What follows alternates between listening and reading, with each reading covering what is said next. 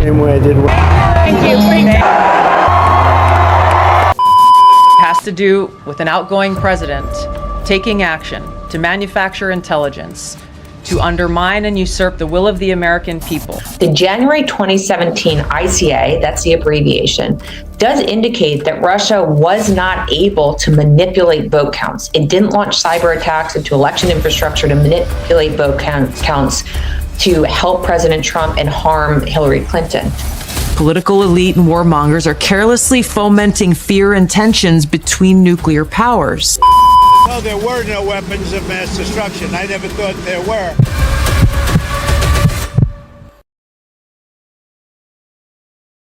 Tulsi Gabbard used to have a reputation as a serious figure in politics. The American people deserve a president who will put your interests ahead of the rich and powerful. She was a veteran who served her country. I did. I served for 8 years in Congress. I was a vice chair of the Democratic National Committee for several of those years.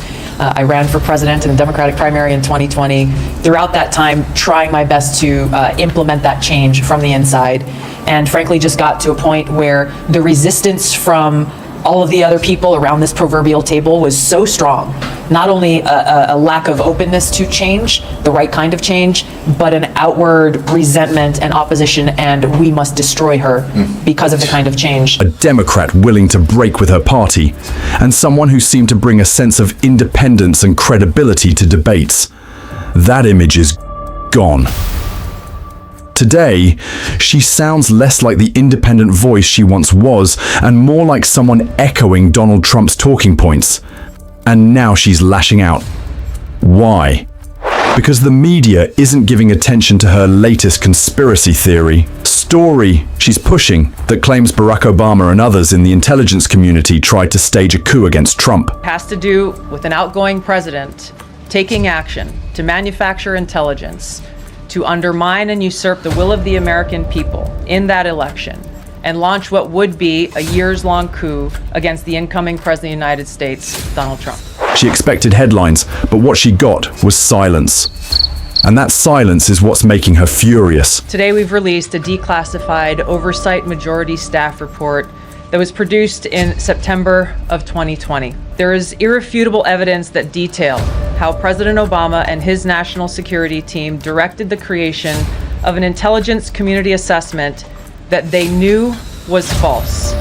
They knew it would promote this contrived narrative that Russia interfered in the 2016 election to help President Trump win, selling it to the American people as though it were true. It wasn't. Former Congresswoman and current Director of National Intelligence Tulsi Gabbard is at the center of a storm inside the Trump White House. Once respected as a maverick Democrat with military service credentials and a reputation for bucking her own party, Gabbard now finds herself accused of being a weapon of mass distraction, a phrase used by Democratic weapons as Jason Crow, for her sudden push to revive debunked conspiracy theories about a supposed Obama-led coup against Donald Trump. They manufactured findings from shoddy sources. They suppressed evidence and credible intelligence that disproved their false claims. They disobeyed traditional tradecraft intelligence community standards and withheld the truth from the American people. Timing is not incidental. Her release of documents claiming Obama-era officials tried to undermine Trump in 2016 came as the administration faced renewed public scrutiny over the Jeffrey Epstein files and Trump's ties to the disgraced financier. You should focus on Clinton. You should focus on the president of Harvard, the former president of Harvard. You should focus on some of the hedge fund guys. I'll give you a list. These guys lived with Jeffrey Epstein. I sure as hell did. Critics argue her actions are a classic case of misdirection. Refocus attention on political enemies when Trump's own orbit faces damaging headlines. Senator Mark Warner dismissed her disclosures as reckless and politically motivated, warning that releasing sensitive material risked classified sources and foreign partnerships while offering nothing new to the public record. Multiple independent investigations, from Special Counsel Robert Mueller to the bipartisan 2020 Senate Intelligence Committee, had already confirmed Russia's interference in the 2016 election, found no evidence of manipulated vote counts, and dismissed any claim of an orchestrated coup by the Obama administration. Yet Gabbard has doubled down, calling for criminal charges against top Obama officials and echoing Trump's baseless narrative that he was the victim of a years-long campaign of sabotage. In doing so, they conspired to subvert the will of the American people who elected Donald Trump in that election in November of 2016. They worked with their partners in the media to promote this lie, ultimately to undermine the legitimacy of President Trump and launching what would be a years-long coup against him and his administration. In one of the most surreal moments, Trump himself posted an AI-generated video on Truth Social depicting Barack Obama being arrested.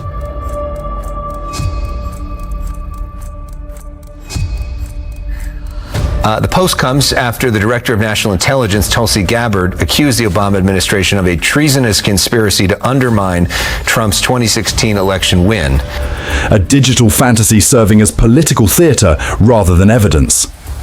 Gabbard's standing weakened further when her intelligence assessments on Iran contradicted Trump's public stance. Political elite and warmongers are carelessly fomenting fear and tensions between nuclear powers. Well, there were no weapons of mass destruction. I never thought there were. In March, she testified to Congress that US intelligence still assessed Iran was not building a nuclear weapon, and that Supreme Leader Khamenei had not authorized resuming the program. Her testimony aligned with the long-standing intelligence consensus stretching back to 2003, when Iran suspended weaponization. But Trump, eager to justify possible military strikes on Iran and align more closely with Israel's warnings, publicly rebuked his own intelligence director. And that was somewhat pre-nuclear. You know, there was a nuclear age, but nothing like it is today. And it looked like I'm right about the material that they've gathered already. It's a tremendous amount of material. And I think within a matter of weeks, or certainly within a matter of months, they're going to be able to have a nuclear weapon. We can't let that happen. She's wrong, he told reporters, twice in 1 week. A remarkable humiliation for a cabinet-level official. Gabbard later attempted to clarify, claiming her testimony had been taken out of context and that Iran's enrichment levels meant it could build a weapon within weeks or months if the political decision was made. Still, the damage was done. Trump, already skeptical of the intelligence community, openly questioned her judgment and suggested she was too focused on building her own political brand. Trump's frustrations with Gabbard are layered. On one hand, her anti-war, anti-establishment persona appeals to elements of his populist base, and she was a loyal surrogate during his 2024 campaign. On the other, Trump has long distrusted intelligence officials and sees Gabbard, like many before her, as insufficiently deferential to his instincts. Reports suggest Trump even told her directly that if she wanted to run for president one day, she should leave the administration. His inner circle views her frequent travel, media videos, such as one filmed in Hiroshima about nuclear war, and high-profile policy stances as self-promotion rather than service to his agenda. Inside Washington, some note her reduced influence. She was absent from the Camp David meeting where CIA Director John Ratcliffe briefed Trump on Iran, raising speculation that she was sidelined. Others say her proposals to restructure or even abolish the office of the Director of National Intelligence are a way of keeping her name in the headlines. Yet she still has defenders. Vice President J.D. Vance, who shares her skepticism of foreign interventions, praised her as a patriot. Think tank analysts sympathetic to restraint in foreign policy argue Trump needs voices like hers to balance more hawkish advisors. When Tulsi finally unveiled her deep state coup theory, she seemed to expect an explosion of attention. In her mind, this was the kind of revelation that would dominate headlines, vindicate Trump, and establish her as a lone voice of courage in a landscape of cowards. Instead, the rollout fell flat. The mainstream press largely ignored it. Even Fox News, usually eager to amplify anything that paints Trump as a victim, gave her a brief nod before moving on.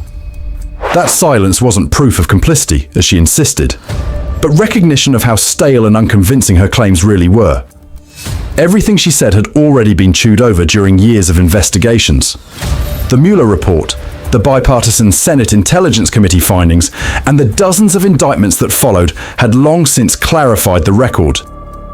Russia interfered in the 2016 election to help Trump, and Trump's circle had more than a passing connection to it.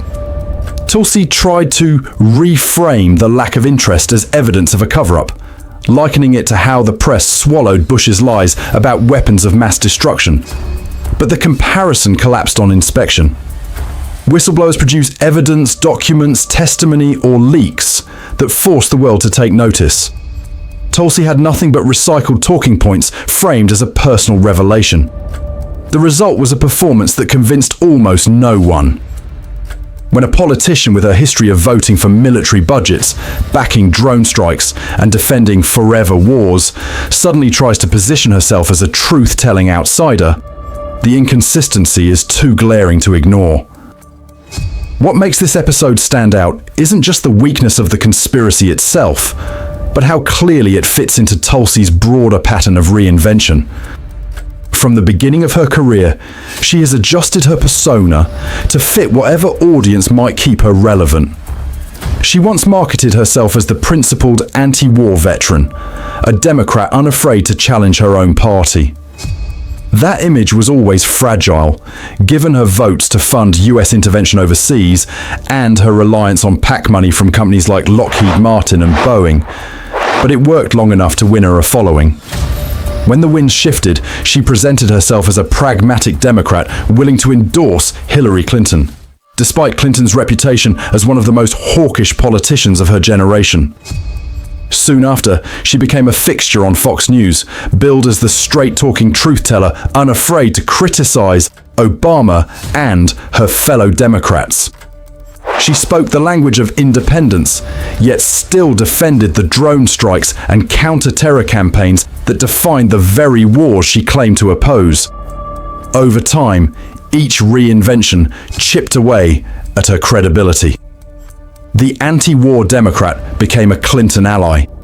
The independent critic became a Fox News regular. And now, the latest version of Tulsi has gone full MAGA mouthpiece, parroting Trump's language about deep state coups and media conspiracies. The more she tries to rebrand, the less authentic she looks. What once appeared to be courage has come to look like opportunism. Each pivot is not the growth of a principled politician, but the scramble of someone who cannot hold an audience unless she reshapes herself into what they already want to hear. Tulsi's decision to peddle the Obama-Clapper-Brennan coup narrative was not an act of conscience. It was a calculation. The context makes that obvious. Not long before, she had openly contradicted Trump by saying Iran was not on the verge of building nuclear weapons. A position backed by intelligence, but one that infuriated Trump because it undermined his case for military action. Trump punished her for it, effectively putting her on political probation. From that moment, Tulsi knew her only way back into his orbit was through loyalty, and not just ordinary loyalty, but loud, public, unquestioning loyalty. That is the first reason she made the shift.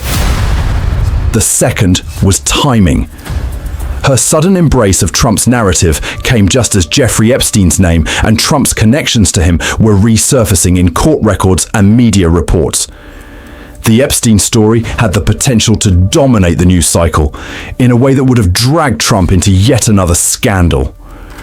Tulsi's conspiracy theory provided a convenient diversion, a headline-grabbing accusation that turned the spotlight away from Trump's vulnerabilities and back onto his favorite villain, Barack Obama.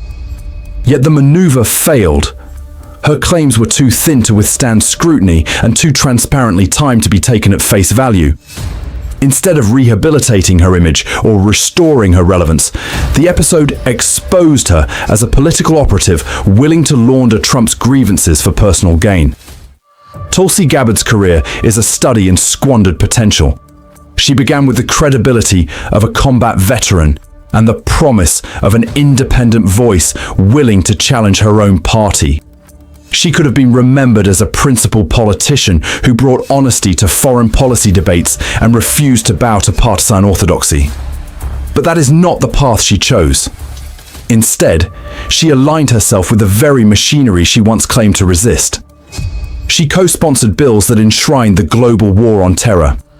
She accepted contributions from defense contractors while branding herself as a peace candidate. She equivocated on torture, defended drones, and spoke warmly of Israel's hardline policies. And when the moment came to choose between principle and expedience, she chose expedience. Bending to Trump, parroting his lines, and inventing conspiracies to earn her way back into favor. Her most recent performance confirms the trajectory. Rather than truth-telling, she has chosen propaganda. Rather than courage, she has chosen obedience. The result is not a whistleblower, but a cautionary tale. Tulsi Gabbard could have been remembered for her service and independence. Instead, she will be remembered as one more politician who sold out credibility for survival and ended up with neither.